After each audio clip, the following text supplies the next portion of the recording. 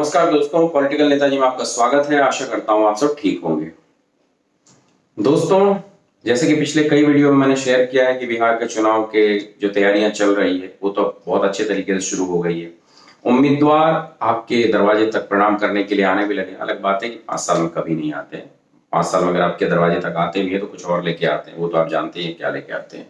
बिहार वाले तो कम से कम जानते ही होंगे। तो आजकल कुछ लेके नहीं आते, हाथ जोड़ के आते हैं।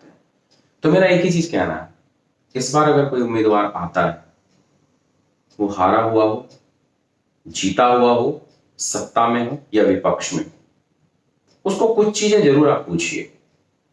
क्योंकि कोविड के दरमियान आपने कई तरह की परेशानियों को झेला।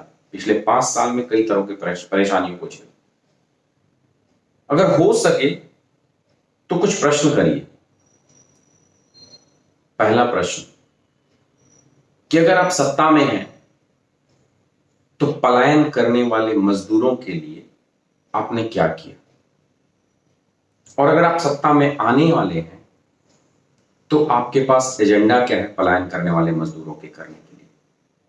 क्या करके आप उन्हें रोक सकते हैं, कम से कम 3000 के रोजगार के लिए उन्हें बाहर ना जाना पड़े।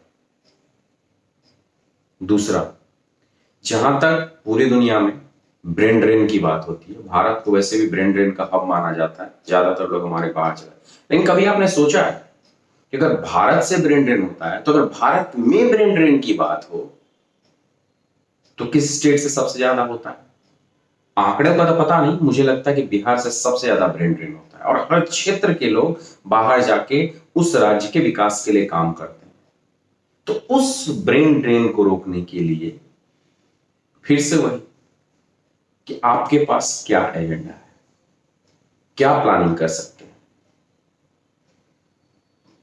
तीसरा, हर साल बाढ़ आ रहा है, हर साल आपके वादे आ रहे हैं, हर साल प्रभावित इलाकों की त्रासदी दिखाई जा रही है।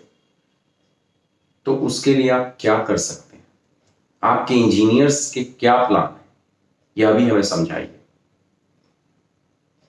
स्कूल की स्थिति जर्जर है, हमें प्राइवेट की तरफ भागना पड़ता है। इंजीनियरिंग कॉलेजेस नहीं है पढ़ने के लिए, हमें दूसरे राज्यों में जाके पढ़ना पड़ता है।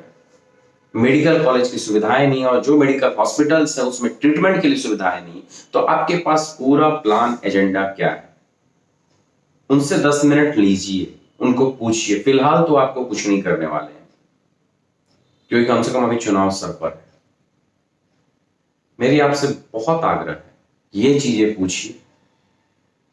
जवाब वो कुछ भी दे, आकलन आप करिए कि क्या सच में इस बार भी बिहार में वोटिंग जातिवाद के नाम पे ही होगी। आजादी को कई साल बीत गए, हर राज्य अपने स्तर से आगे बढ़ रहा है। हमें भी जातिवाद से आगे बढ़ जाना चाहिए।